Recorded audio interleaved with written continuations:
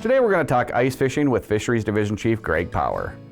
I'm Mike Anderson with the North Dakota Game and Fish Department.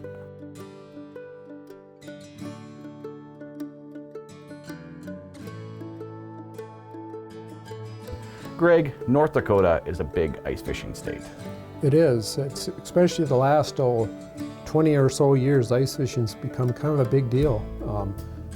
Fair amount of recreational opportunity goes on in our state. In fact, in a relatively open winter, an average winter, if there's such a thing in North Dakota, about 25% of the annual fishing effort is ice fishing. We have participation, close to 100,000 people will ice fish in North Dakota on an average year, so yeah, it is kind of a big deal. And today we have more than 430 fishable waters. Yep. We've got, we're still in that record or near record number of fishable waters out there. We're still in pretty good shape. 400, way more than decades ago for fishable water. So that's probably part of the interest, people getting out there and ice fishing. Right, looking back a half century ago, 60 fishable waters maybe? Yeah.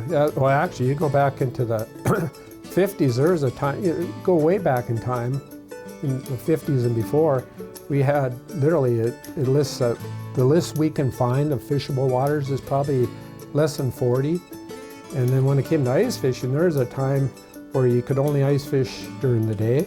There was no nighttime ice fishing allowed. You were limited to one line.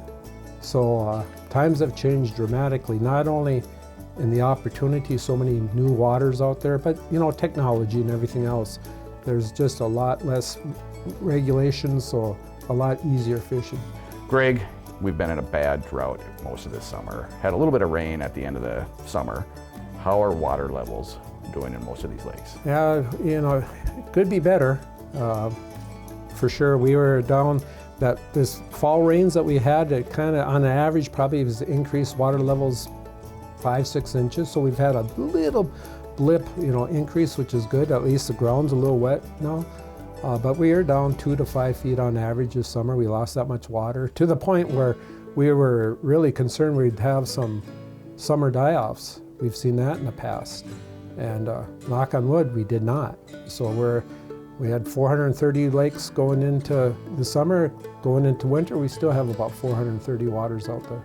And how are the fish populations in these lakes? Fish populations, they may not be at record levels, but they're still above average. They're definitely good opportunities. And again, what's kind of neat about it, it's not in any one place. They're scattered across most of the state. So the fish, and in winter especially, we're talking about walleye, pike, and perch. So yeah, there's good opportunity. A lot of these prairie lakes, even the bigger lakes, have good walleye populations. Well, that's a new thing. Traditionally, our big fisheries, they don't change. Our top 5-10 waters in the state from year to year that much. The Devil's Lakes or Sakakawea, Audubon, Darlings, like that.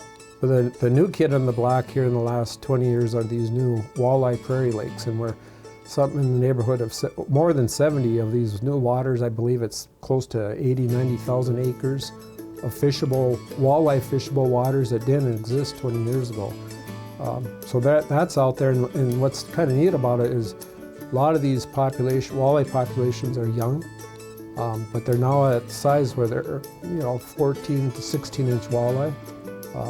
If we can get through this winter, things are only going to be more promising, but yeah, there's a lot of new walleye opportunity out there. Greg, perch populations fluctuate, depending on water levels. How are the perch doing? Well, perch, and you can probably tie in pike also. Perch and pike have a lot of the same prerequisites for spawning success, and we've been trending downward for both those species the last 3-4 years.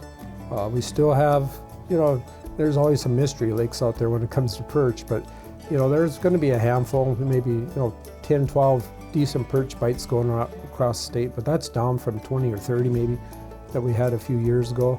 Pike, there's still plenty of pike out there. Again, their numbers might be down some, but there's still a lot of fish to be had. It's early in the ice fishing year. Winter kill potential, is it too early to tell?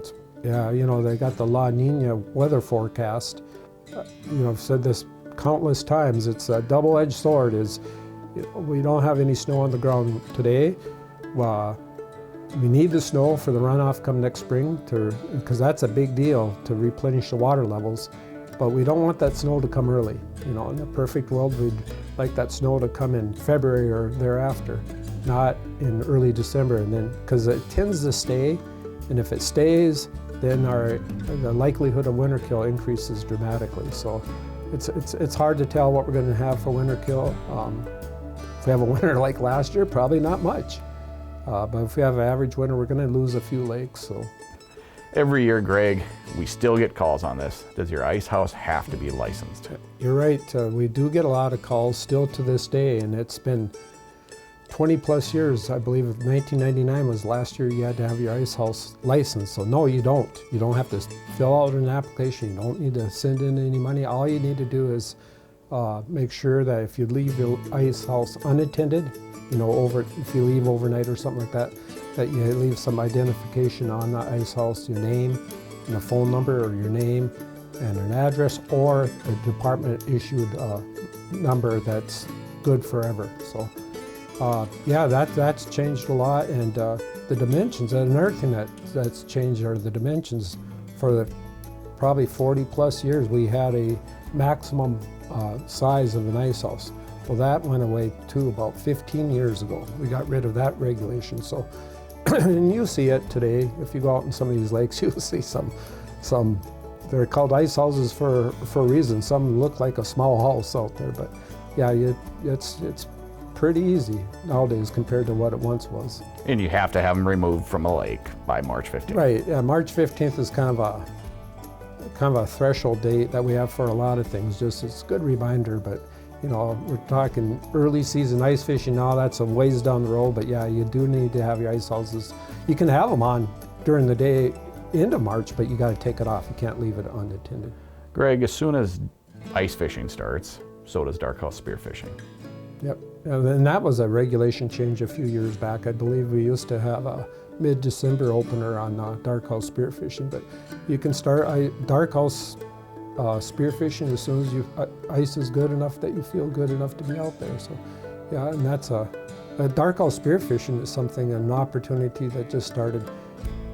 Time flies, but it's been 20 years now that you could do it. So it's, pike only for game fish, and we've really opened up the state too. There was a time where the first few years we had literally about a handful of lakes that you could dark house spearfish on. Now it's basically the entire state minus the musky lakes, which is just a handful of waters. So you can dark house spearfish almost everywhere in the state. And you still have to register.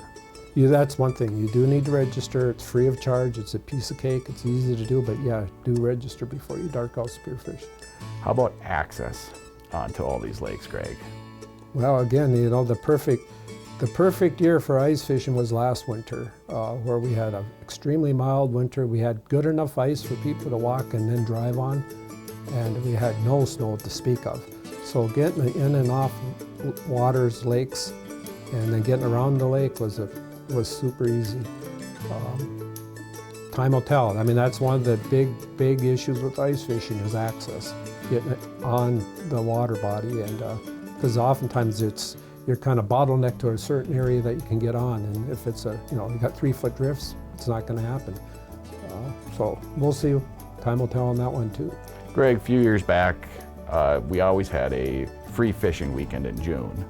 We've also extended that to the winter for ice fishing. When is that? Yeah, that's a kind of a good deal. Just trying to get people out. We do it during the holidays, between Christmas, New Year's time, because it was with the thinking that friends and family will be back for the holidays. Yeah, so you get the residents only, but you have 2 days in the week. And this year it's Christmas Day actually, so December 25th and 26th.